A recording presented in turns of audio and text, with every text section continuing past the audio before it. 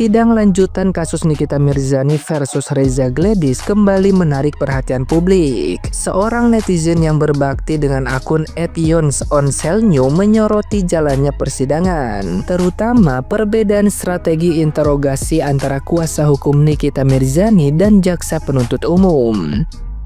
Pihak Nikita Mirzani lebih menekankan pada momen kesepakatan yang dianggap telah terjadi, sementara jaksa menyajikan peristiwa secara menyeluruh sejak awal, termasuk proses review produk yang menjadi titik awal masalah. Menurut netizen yang budiman ini, perbedaan cara bertanya berdampak pada arah kesaksian ahli yang dihadirkan, sehingga memunculkan gambaran yang berbeda di hadapan hakim. Ia juga menyoroti perbedaan soal kewenangan membuka aib seseorang, yang menurut saksi ahli seharusnya hanya boleh dilakukan institusi resmi seperti kepolisian, kejaksaan, atau BPOM dalam kasus produk. Netizen yang budiman tersebut memperingatkan bahwa sikap emosional Nikita Mirzani selama persidangan dapat memperburuk posisinya di mata hakim, berbeda dengan sekadar pertengkaran di luar pengadilan yang hanya berujung sanksi sosial. Ia menilai jika Nikita Mirzani terus melawan dan membentak di ruang sidang, hal itu bisa menjadi bumerang yang memberatkan dirinya dalam vonis akhir yang akan dibacakan. Sidang lanjutan Nikita Mirzani versus Reza Gladys. Nah, dari pihak Nikita Mirzani ini mengajukan saksi-saksi ahli dari beberapa ahli saksi tersebut. Nah, di dalam persidangan tersebut, pertanyaan-pertanyaan dari penasihat hukum dan JPU ada perbedaan yang signifikan kalau saya lihat. Nah, kalau pihak Nikita Mirzani ini bertanya itu tidak untuk pembelaan ya, tidak memulai dari awal terjadinya kejadian ini. Jadi dia hanya menanyakan bahwa ketika ada kesepakatan, kemudian si Reza Gladys ini mengiyahkan, jadi bagaimana itu ya? Tentu saja itu akan dijawab secara ilmu oleh penasihat oleh ahli tersebut. Berbeda dengan JPU ini mengilustrasikan dulu ya, pertanyaan itu terjadinya peristiwa ini, bahwa Nikita Mirzani ini mereview produk, kemudian dia melakukan penekanan, kemudian terjadinya deal kesepakatan. Nah, itulah menjadi perbedaan antara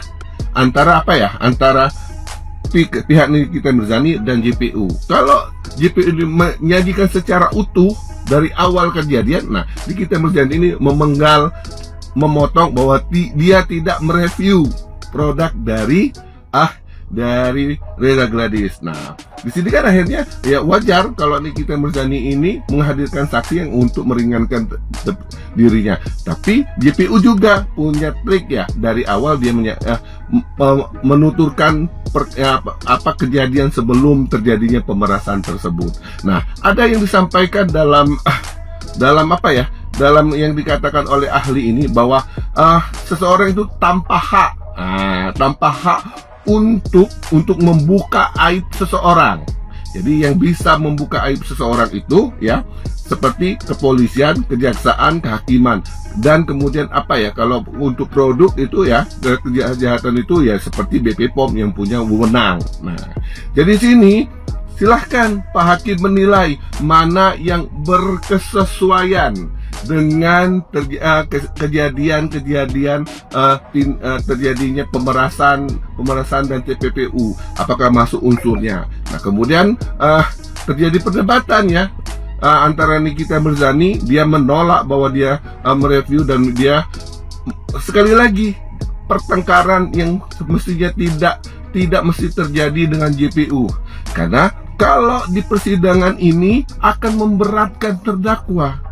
Karena terdakwa ini secara langsung berhadapan dengan hakim di suatu pengadilan yang akan memberatkan dirinya, bukan sanksi sosial. Jadi kalau dia terbiasa bertengkar dengan seseorang ya di luar sana, dia ngata-ngatain orang, itu kan hanya sanksi sosial saja dan itu tidak berpengaruh. Tapi ini ketika dia bertengkar, mengata-ngatai JPU, membentak hakim dalam suatu persidangan, ini akan memberatkan bagi dirinya. Ya, jadi buat penggemar-penggemarnya, ingetin Nikita Mirzani agar tidak terpancing emosinya. Ya, jadi kita tunggu saja tuntutan dari JPU tanggal 9, kemudian putusan tanggal 28 ya. Semoga ya bagi JPU 20 tahun, bagi Nikita Mirzani bebas. Tapi kalau bagi saya itu 15 tahun untuk Nikita Mirzani. Salam waras. Nah, gimana nih menurut netizen yang terhormat? Silahkan berkomentar ya. Dari tadi gua ulak-alik, bolak-balik cari ngerti tentang bahasa ini.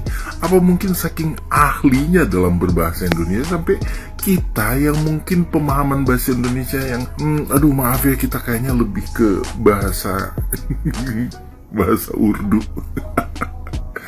Dua kalimat yang saya sorotin yang dari tadi bikin saya bingung, tetap duduk sama pendiriannya dan tetap kokoh sama statementnya. Duduk sama pendirian, bukannya tetap teguh dengan pendirian atau kok duduk ya? Yang kedua tetap kokoh dengan statement, atau apa bukan lebih cocok argumen ya? Menurut kalian yang mana sih yang bener? Soalnya saya jadi bingung, ini ahli-ahli bahasa sampai ibu ini kayaknya ahli bahasa yang udah bener-bener expert banget kayaknya. Ya, kalau ada yang bisa jelasin sih ya. Selanjutnya mengenai kasus atau sidang yang sedang berjalan ini. Setahu gua ini sidang pemerasan yang dilaporkan oleh RG bahwa dia sudah menjadi korban pemerasan. Kurang apa lagi, yang bersangkutan sudah jadi terdakwa. Kok melingset gitu, bulet gitu sampai ke saksi yang berhubungan dengan skincare abal-abal ya. Kalau masalah skincare abal-abal, oke lah, next step. Nanti pada saat masalah pemerasan ini selesai, nah di situ waktunya RG juga harus bertanggung jawab dengan produk yang dia jual kalau memang ternyata produk itu abal-abal gitu ya. Jadi jangan kita jadi kayaknya jadi lama-kelamaan kita sendiri yang kayaknya dibegoin sama pikiran kita, sama nggak ngerti gua. Jadi ini masalah pemerasan, fokus sama pemerasan.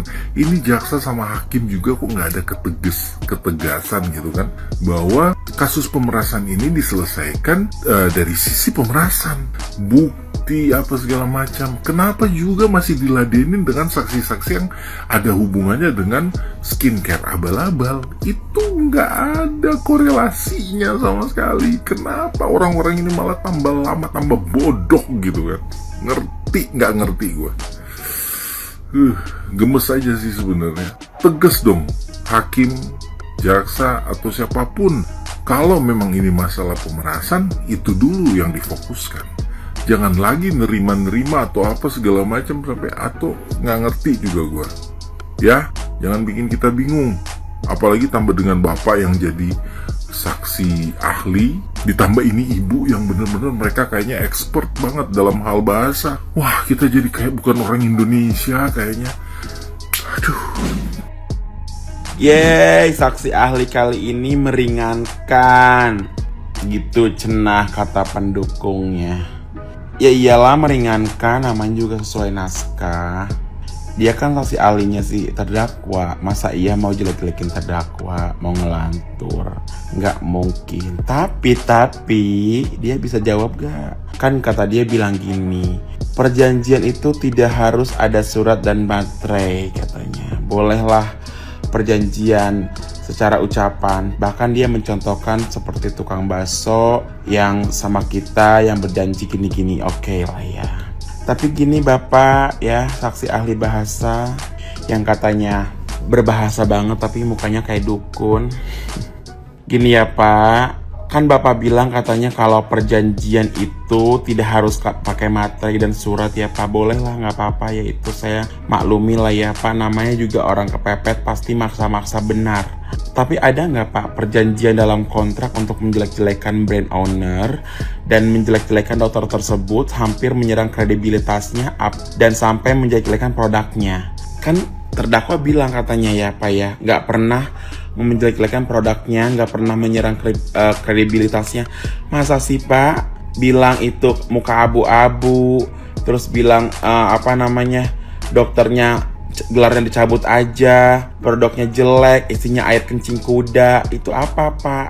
Emang ada ya dalam perjanjian kamu jelek-jelekin produk saya ya gitu? Kalau bisa kamu serang kepribadian saya, karena saya memang petisnya seperti itu. Emang ada ya Pak seperti itu ya orangnya? Orang gila juga kayaknya nggak begitu-begitu banget Pak. Lagian Bapak lucu deh Pak. Gini ya, kalaupun memang dia memeringankan, memberatkan, itu tidak menjadi masalah. Mau ahli bahasa Inggris, bahasa Indonesia, bahasa Sanskerta, bahasa tangan, bahasa apapun. Tapi satu hal, ingat, ada yang namanya bukti forensik yang tidak bisa dibohongi dan tidak bisa diakal-akalin. Karena bukti forensik itu adalah bukti yang disedot secara real dan fakta melalui percakapan mereka, melalui WhatsApp dan melalui telepon, ya kan? Jadi unsur-unsur yang kamu bilang, yeng mau liburan, Desember udah mau bebas, saksi ahli baru ini yang paling gengges. Ya iyalah, namanya juga saksi ahli dibayar sama Anda, yang memihak ke Anda lah, udah pasti. Yang dibacakan juga saksi ahli tetap itu adalah kesepakatan itu kan bahasa-bahasanya si terdakwa ya, bukan bahasa-bahasa yang si korban. Kalau beda korban kan ya namanya korban pasti ngerasa itu nggak ada kesepakatan dan nggak ada surat-suratnya. Kesepakatan itu udah pasti pengancaman sama pencemaran nama baik, sama pemerasan, sama TPPU gitu kan.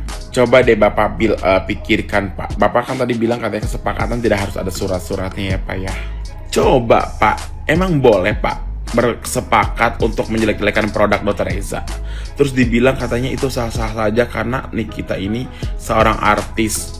Kalau di live juga dia berbicara sendiri. Masa sih Pak? Dia kan di live juga ngejawabin komen-komen orang Pak. Itu artinya dia bukan ngejerojos sendiri, tapi dia memang ada niatan untuk menjelek-jelekan sesuatu gitu loh Pak. Jadi ya sudahlah ya Pak ya, daripada Bapaknya membela seperti itu, sampai berbusa-busa, sampai muncrat-muncrat, lebih baik Bapak tunjukkan di mana bukti kesepakatan itu. Kalau Bapak bilang kesepakatan tidak harus pakai materai dan tidak pakai surat, mana ada Pak kesepakatan untuk menjelek-jelekan diri sendiri? Bapak tuh suka ngadi-ngadi deh Pak. Aduh, saksi ahli bahasa apa ini ya? Nggak tahu deh, nggak ngerti lagi. Tapi gak usah pada happy dulu karena bukti forensik itu nyata, saya.